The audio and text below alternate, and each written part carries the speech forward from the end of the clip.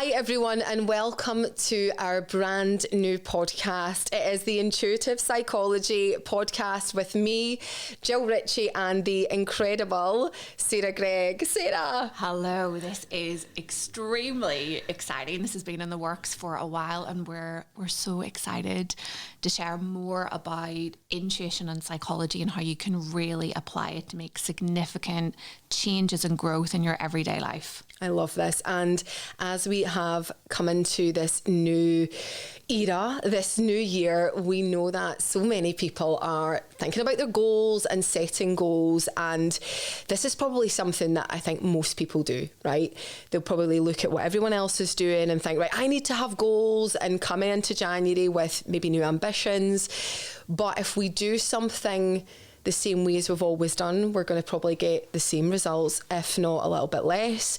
So today we're going to be really helping you to set intentional goals that are going to be really aligned to you, going to help you be who you need to be in 2025. Sarah?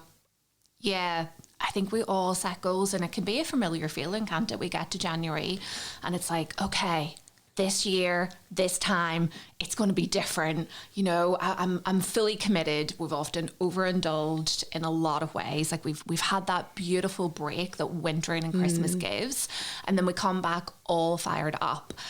And we feel like it's going to be different, but let's be honest with ourselves and each other. It's often just the same. Well, we're the same people, aren't we? We're the same people, yeah. The same people taking the same action and, like you said, expecting a completely different result. But how do we do it? You know, how do we really step into our full and true potential, whatever that is for you at this time of year? Maybe you want to really allow yourself to be vulnerable enough to go after a new relationship. You know, maybe you want to work on your health and fitness. Maybe, you know, you realize I'm like, I don't want to do this career anymore. Like, I'm ready for a change. And that calling feels really big and real and deep, and your motivation is there, and part of you really wants to do it, but another part is a little bit scared. And so in this episode, we're going to be diving into how to achieve your most ambitious goals and really make this year different from the rest. Different from the rest. And I think it's important to also call out this pressure that people feel coming into January, Sarah. Let's be honest. It is a thing, right? Oh, new year, new me, new goals. And that pressure, sometimes we can get really swept along with the hype. And actually we're very disconnected from what is real to us and what is intentional for us. What does that really look like for me, for you, for you, the listener listening to this? What does that mean? Are you doing it from a place of fear, from a place of, well, everyone else is doing it, now I need to do what everyone else tells me I should do, or what society tells me I should do? I need to be better. Constantly this chase of having more, being more, doing more. And straight away, for me anyway, I think that we need to really question and sit with, what does January feel like for you? Does it feel like you're maybe still in a space where you want a bit more time, rather than chasing something that isn't for you and getting swept away with someone else's ideal goal, right? So how do we know the difference? Because I think a lot of people will feel an element of both.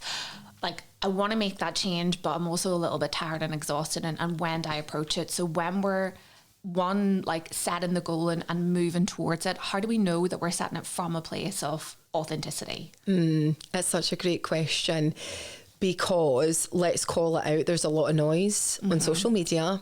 There's a lot of noise in the media. Everywhere you probably look right now, you're seeing new goals, New Year's resolutions.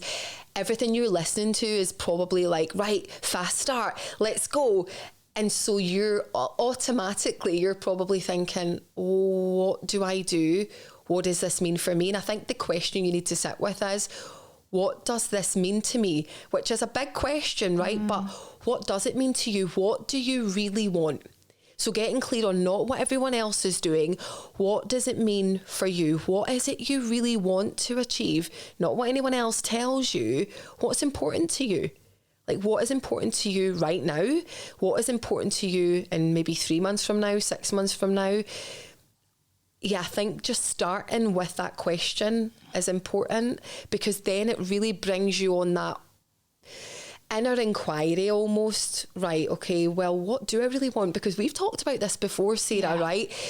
I remember you've shared this before, when you went to an event, before you packed your bags and sold all your stuff and just left your job and everything, that was a question that was given to you. You went to a sort of personal development day, right? And you were asked the question, what makes you happy? What do you want?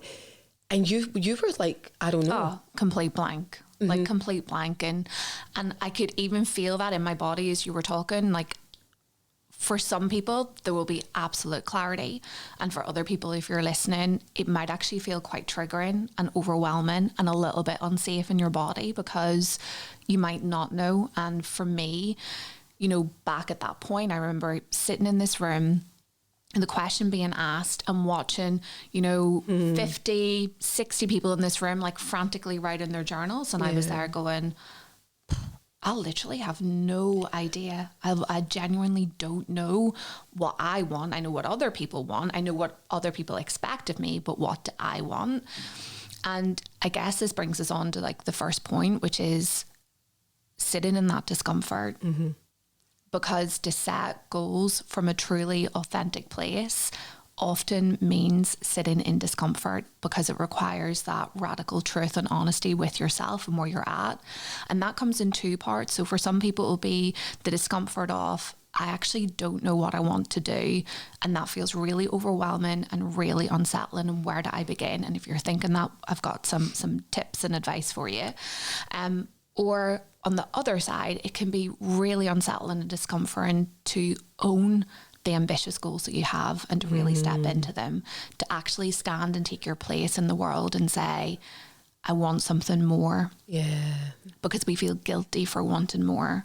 And we feel vulnerable whenever we are about to step into a goal that is authentically ours. And often we think it should be the most empowering things, and at points it is. But I think one of the signs that you're about to really break through that threshold of your comfort zone is that you feel uncomfortable for the first point. It's like, can I do it? Who am I to do it? Do I deserve this? And ultimately, if I change, what else changes around me? How will other people view me? What if life becomes a little bit too different? What if I'm too different? What if I'm too much?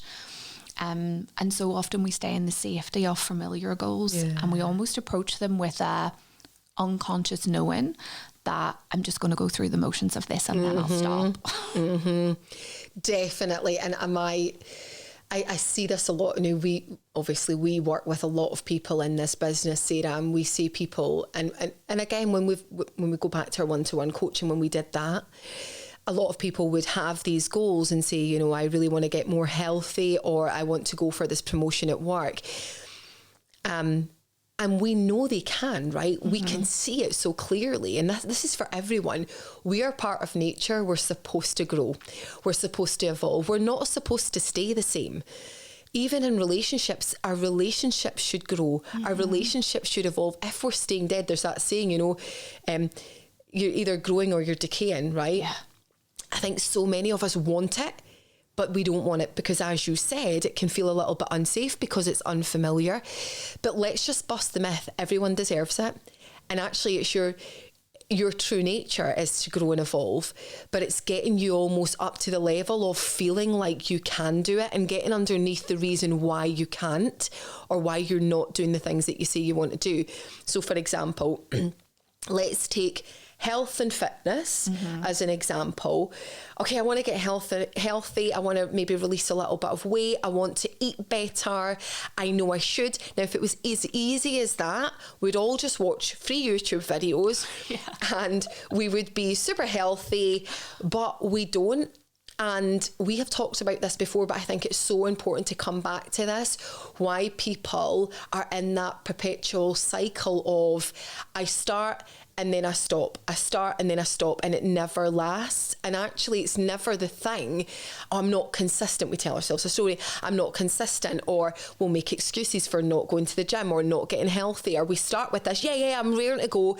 A few weeks in, it's like, oh, do you know what? This thing happened at work, or I got sick and I stopped doing that thing. I stopped doing the things that were making me feel good.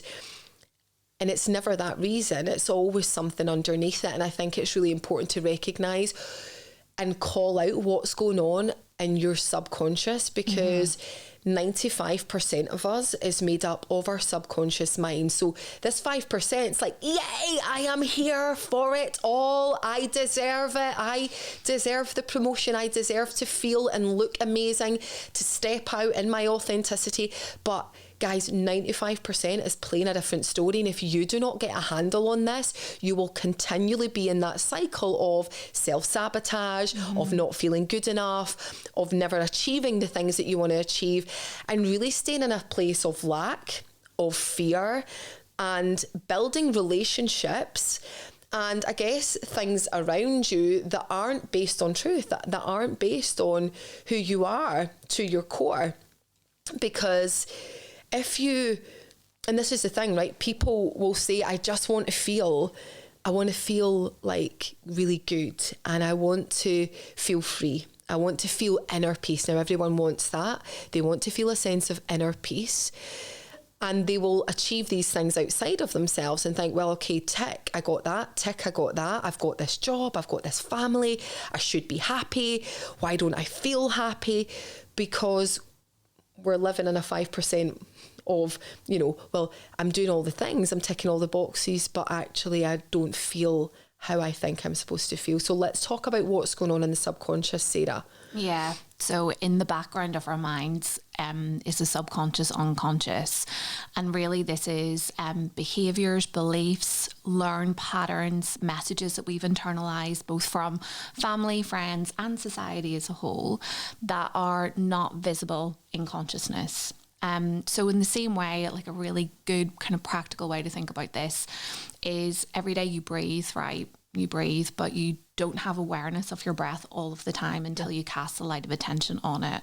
So if I asked you to bring awareness to your breath now, all of a sudden it's in consciousness. It's the same with the subconscious. It operates almost like a lung in the background. It's continually moving, it's continually shaping and directing your behaviour, but you're not fully aware of it. You're not aware that you're going through the same emotions and the same behaviours. It feels like you're taking a different approach, but the old programs are running in the background.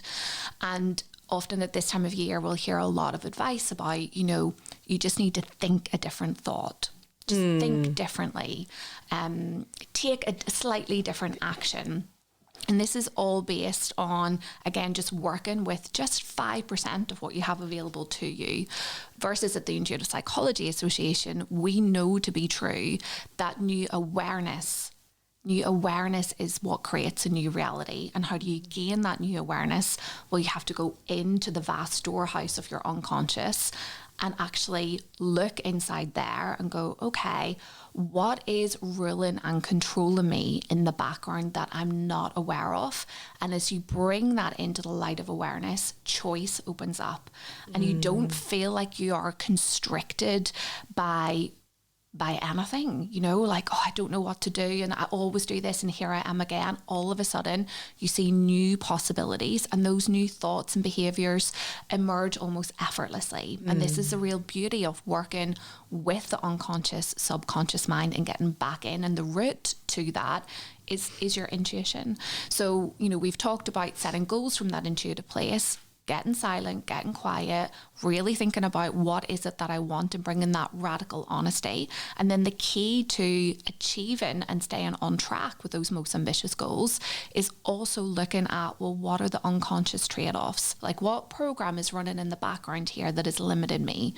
So, for example, if you get really quiet and are really honest with yourself, how safe does it feel to be continually fit and healthy, not just for a few months? not for a couple of weeks, for the rest of your life, imagine you never had to battle with your weight or yourself or felt that resistance to exercise. How safe does that feel to continually have it? How safe does it feel to continually have a beautiful, deep relationship? How safe does it feel to always step into your potential, whether that's in your career or your business? For a lot of us, it doesn't feel safe, and that's why we're in the highs and lows. We get addicted to that. So we go in, we go all guns blazing, and then we start to actually reach our potential, and then the unconscious programming pulls us back and we sabotage ourselves. So how do you know then what's going on in the unconscious, subconscious mind? Well, you, just as we've kind of said, like, you bring the light of awareness to your breath. We bring the awareness to the unconscious. And for some people, you'll be able to do this, especially if you're like tuned in and consciousness is ready. You can do it for yourself. For other people, it's great to like work with a coach and someone who's skilled like in that, like one of our coaches from the Intuitive Psychology Association. But just now, like, think about, what are the benefits of you not achieving this goal? What is the unconscious trade-off? Yes. So let's look at a relationship. It's vulnerable to love, and it's vulnerable to be seen, and it's vulnerable to open yourself up to hurt. So actually not having that relationship keeps you safe from that. There's always a trade-off. There's always a trade-off. The self is always keeping itself safe and protecting it, even though it doesn't make logical sense. You know, like you talked about weight and exercise, like that's definitely been my journey over the past few months. Was like, the more successful I became, like the bigger my waistline became, because I felt like I don't feel worthy to have it all. Like, that at least gives me a problem or something that I have to work with. And even though I was going to the gym, even though I was convinced that I was eating healthy, like, I really wasn't, because I was punishing myself in the background. And actually it helped me feel like I fitted in some weird way. And it honestly, it gave me a problem to work with. You know, I kind of felt safe in that struggle, and that battle with my weight was like so familiar. It's been with me for a long time. And when I really thought about how safe would I feel to drop that battle, I didn't feel safe, because I don't know who I am without that battle, and that scares me. And it's only really by going through those unconscious trade-offs and being honest with myself about what's really going on. Because like you said, I mean, I know that if I eat healthier and I work out and I move more, then I'll be fitter. For sure. But action alone isn't enough. The beauty comes when we can combine action and awareness, like bringing that awareness to the surface by using your intuition, and then using the knowledge and expertise that exists out there to actually go, okay, I can also train myself about food. I can also look at what training options are best for me at my age and what I enjoy to do. That's where the beauty comes. You know, it is both. It's that combination of that awareness and that expertise together that really creates that change. But if you rely on action alone, it's rarely enough without the awareness. Well, if it was, Sarah, we would all have done it by now. We'd be smashing life. And I think there's a vulnerability to it, right? Yeah. Because as you were chatting there, what was coming up was it's a huge vulnerability piece for people, because you said about trade-off. And I know I've had clients. I had a client who was wildly successful in her career, the most incredible personality, and everyone loved being around her, but she really battled with her weight. And when we actually went underneath it, it was the belief of, I can't have it all. Yeah. I can't have it all, because if I've got it all, then I'll be too much for people, and I don't deserve to have it all when other people are in the struggle. Who am I to be really successful, have money, and be beautiful as a woman, right? It's like, wow, how dare you have that? And so that old belief, but on a conscious level, on the 5%, she wouldn't have got to that had we not gone underneath the surface of what is really going on here. And I've had that with multiple clients, like why they binge eat. It's never about, oh, I want that packet of crisps. Yeah, okay, the first part is, yeah, I want that.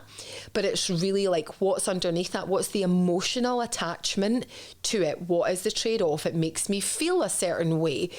And until we can go underneath the surface, we're never going to really make the change. No. And I see a lot of people, there's a lot of amazing people in the fitness industry, like PTs and people like that hold this space for incredible people, and they create a really safe space, but they maybe don't have that skill set to actually go, do you know what? I really care about my clients. Why aren't they making the change? Why do we keep having this cycle where the same things happen over and over again? And again, with relationships, why does someone keep attracting the same type of partner? Why does someone keep having the same things going on and on? It's never that they're really not aware of what they're doing. And until we bring it to their awareness and then actually find out, you know, we have this, we work a lot with shadow, right? So we find out, okay, bring the awareness in, and then it's okay, what was, because people say, well, when I understand the root cause, then I'm sorted. It's never that. There's a layer deeper, right? It's actually the root cause, but then what?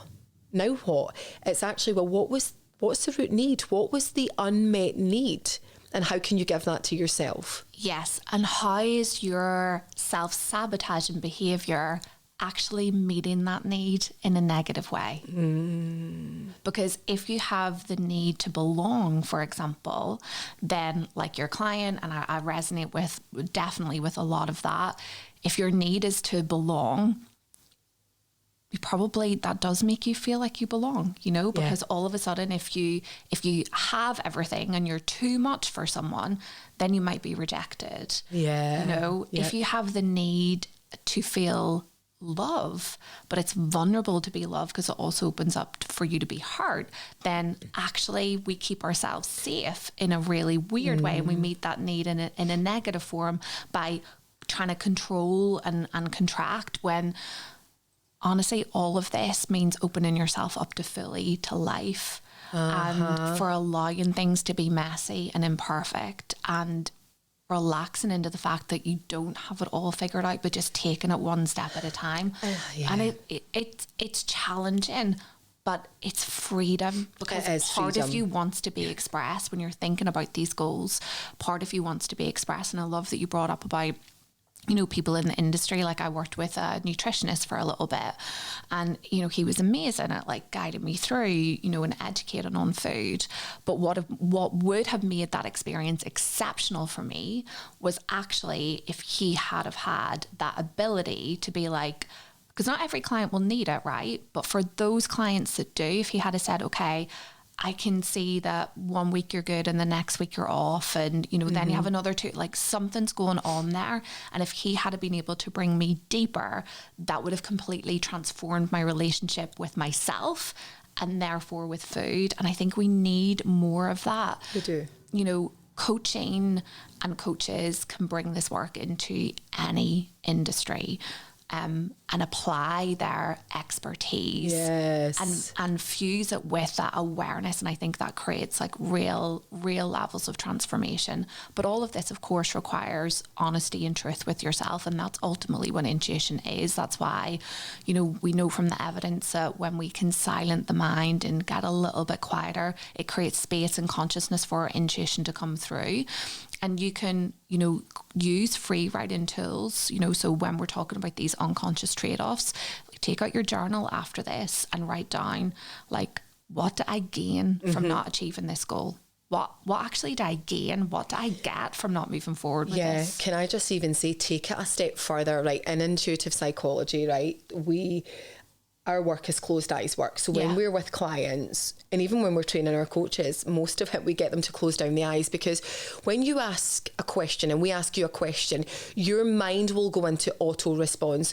Well, I do want this and I do want that, and I am this and I am that, and it's just you're in the narrative. When you're able to, if we ask you that question again and you close down your eyes and you take a few deep breaths, you're starting to work with your body. You're coming out of the personal thinking mind and the auto response, and suddenly you're tapped in. You're tuned into how does that feel when I'm closing down my eyes and I'm coming out of all of the distractions and I'm really feeling a connection to my body? What does it say then? What's the answer then? And it's usually nine times out of 10 say that it's a different answer when we close down our eyes. And it is about that trade-off, because if you said to people, do you want to get fit? Well, of course I do, and people spend thousands of pounds on this. But also there's, like, when you were talking about yours, I've thought about times where I've used it more as a coping mechanism, so to numb out. So it'll be like, I don't want to feel that, so I'm just going out the fridge and I'm just going to stuff my face with the biggest dairy milk that I can get down me, because it's like my body's having a reaction, my nervous system's having a reaction to something that's happening right now, whether that's in a relationship, whether that's if I feel triggered, I'll go and I'll be like, what can I get to bring me back? I need something. So I'm like, and it would have been wine before, don't really drink anymore, but it would have been like a glass of wine or anything to sort of numb out from the feeling. And again, with exercise, right? Yeah. We've seen this a lot with people. We're like, I'm going to put the running trainers on, I'm going to run it out. And again, we're still avoiding what wisdom we have within, because here's the thing, guys, you have the wisdom. It is all there for you. I think so much of the time we outsource, Sarah, but actually if we can get still and get radically honest with what is the trade-off, what am I making it mean, and really sit with that sort of inner inquiry, do it with your eyes closed, feel into it. What does it feel like? Get your journal, write it down, and that is really the first step, to be super honest with yourself. It really is, because the unconscious trade-off in that and in many instances is I don't want to feel that. I don't want to feel it. So, like, what is it that you don't want to feel, and what narrative have you built around it? Because there's been an association there. Yeah. And actually when we feel it and we move through it, then that's when the freedom comes and that's when the choice comes. So yeah, I love that example. So just like where we are in this conversation in terms of how to set and achieve your most ambitious goals and really create that consistency. Get quiet, get still, maybe carve out some time today, maybe, later on this week, get radically honest with, okay, what do I want? And then go deeper. What do I really want? And then look at these unconscious trade-offs. And it could be, the vulnerability, but the feelings, like often it's a feeling, like we're trying to run away from a feeling that we want to avoid. And then what do we do after that? So, okay, right, I've got it. I've identified, I'm scared of being hurt. It feels vulnerable. What if I don't belong? What if people criticize me? What if I do actually get it and everything in my life changes? Like, what happens then? Yeah. So I've identified that. Like, what do I do next? Like, how then do I take that awareness and actually feel safe enough to take that action? I think that the main thing to say to anyone is, the more honest you get with yourself, the freer you become. And I think a lot of the time you've used this a lot, please, perform, perfect. We want to fit in. We want to feel like we belong. I get it. It feels safer. But often we self-abandon to fit in. And that's why so many people have all these things and still feel that something is missing. That missing part is the connection to yourself and the loving, compassionate connection with yourself. And I think once you do that, you realise that you actually become less attached to what people think. The more you sort of go into understanding yourself and realising that you have all of the resources, but sometimes we need a bit of support, right? We need a bit of guidance. And this is a big topic, right? We're giving you some tips and some things to start your journey, because you don't want to go into 2025 doing what you've always done, doing what everyone tells you should do, because I can tell you right now, 3 months in, 6 months in, 12 months in, whatever that is, you'll be back to where you were. You said 3 months. I don't think I've stuck to half of my New Year's resolutions for more than about 2 weeks. I think it's because we're always outsourcing though. We're like, totally. What's the next shiny thing? What's the thing? Stop doing that. You have the answers. And, sometimes it is a journey into your shadows. Sometimes there is discomfort, because I know for me, like,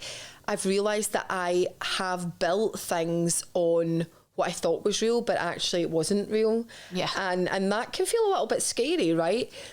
But ultimately, I've never felt more connected to myself since I started doing this work. And I think that is something that I'm not willing to trade off anymore. So if it means having sort of difficult feelings and sort of going in there, but I know at least I'm on the path of authenticity and I'm here for that every day.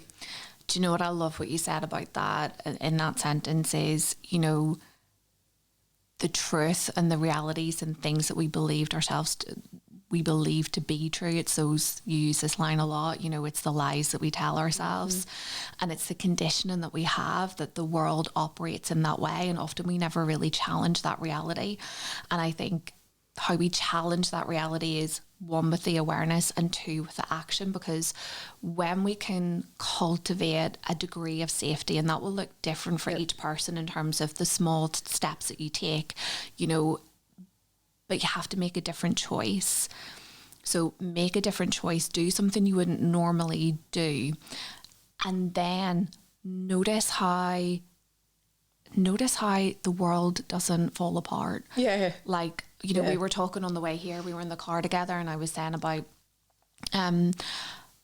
like my husband, I bought like it's a really silly, but it's an apt example. Like sometimes I'll struggle to ask for the things that I need because I have this assumption that the person's going to be mad or angry at me. And I think we were saying that is a thing a lot of people. Oh, 100%. Yeah. I'm the same. Well, It's an old story, right? It's totally an old story. So I bought myself one of those ridiculous Stanley mugs, you know, I mean, so $1 million. Yes, $1 million.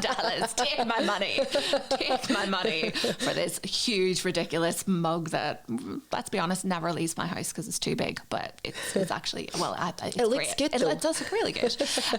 So I bought this mug, and my husband was like, oh yeah, you should wrap that and put that away for Christmas. And I was like, oh, okay, I'm not allowed to have it. It's like I went into a complete childlike response. It was like I was 5 years old. Oh, I'm not allowed to have it, but I really want it. It'll be mad if I have it. How do I say that I want it? And so I was just locked in this loop of like creating these stories. How do I get out of it? What do I say? And I know this sounds probably ludicrous to a lot of people, but this is real. Like this is a rationality of a lot of our minds, I think. And I went, okay, I could feel that resentment brewing. Well, I'm going to have to put that mug away, and I don't want to put that mug away because I really want it, because I want to drink more water, and this is why I bought it. And then I just went, do you know what? I'm just going to keep that mug. I don't want to put it away for Christmas. And know what the response was? Cool. That was it. End of conversation. Yeah. So all of that energy that I had absorbed in like this whole narrative of like not being safe, and, you know, I know where that comes from, and I can have a lot of, you know, different routes. And you feel like you don't have a choice. When your conditioning is so hardwired, it feels like I have no other choice than to put that mug away. Otherwise, I'm going to get into, you know, he's going to be mad at me, and there's going to be a conflict, and I don't want to have conflict. And actually, it's feeling safe enough that even if the person does disagree with you, like in this case, he didn't, but even if he did, that I can speak my truth and hold my voice and not be dependent on that other person. And that's hard, but again, that's the unconscious trade-off, right? If I had to put that away, the unconscious trade-off. You've abandoned yourself. Yeah.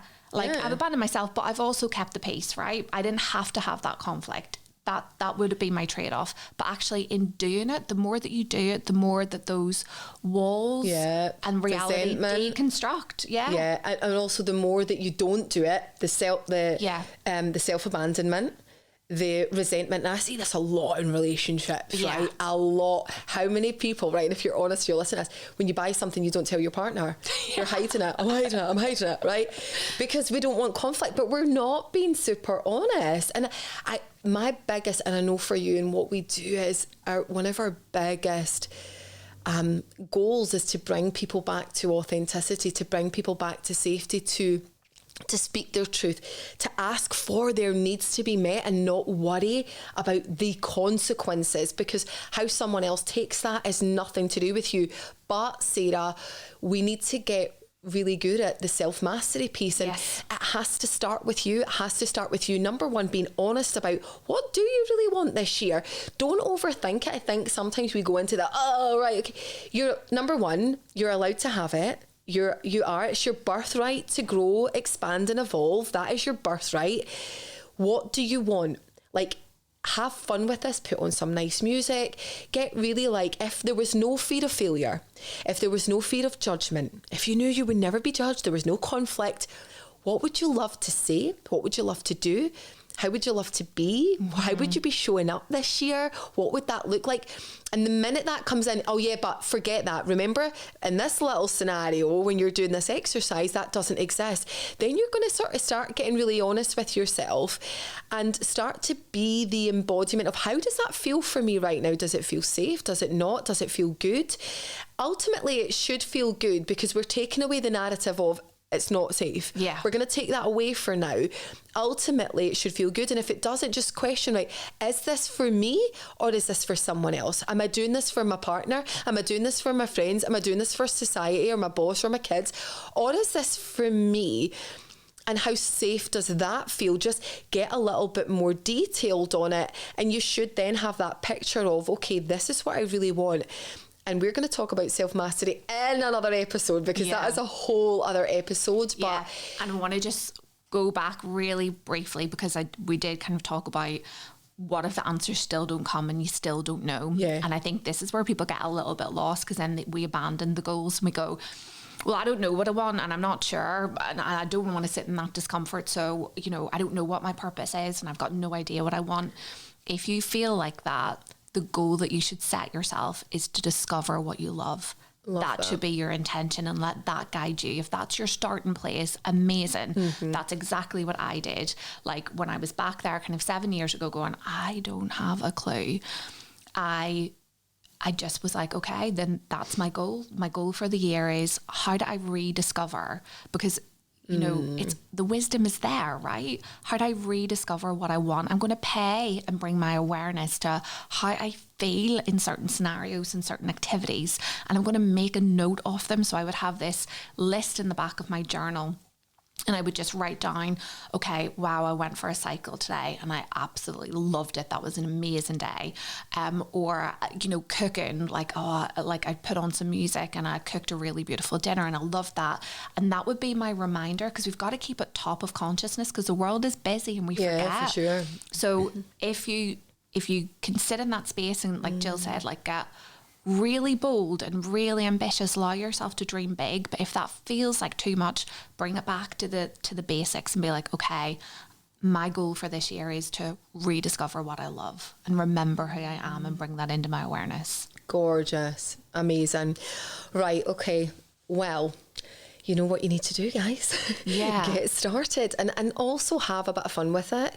I think that's important. I think we can get a little bit serious and yeah, I think be playful. We are the creators, and many of us are in this beautiful kind of privileged position where we have choices available to us, and to take advantage of that, as and when we can. And many of us are also constrained by the choices that we have, but just starting gently, starting where you are and bringing that playful curiosity.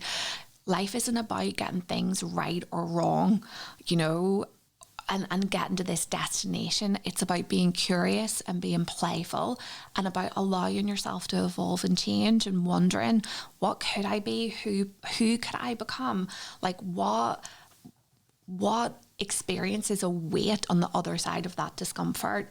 But remember, discomfort is going to be part of the process, especially if you're going outside of your comfort zone. Yeah. Just know, yeah, you're right, Sarah, and it isn't always comfortable, because we've been a certain way for most of our lives, but also what an opportunity, as you said, what a privilege to actually realise all of the answers exist within me, and I can do this, and you are not alone, you and so many other people in the world. But are you going to be the one that answers the call and does the work that is required for you to come back to your authenticity? And that's a choice. You either do or you don't. But I know for sure the moment I started to do that, everything changed in my life for the better. For the better. Okay, amazing, Sarah. Thank you so much. Thank you.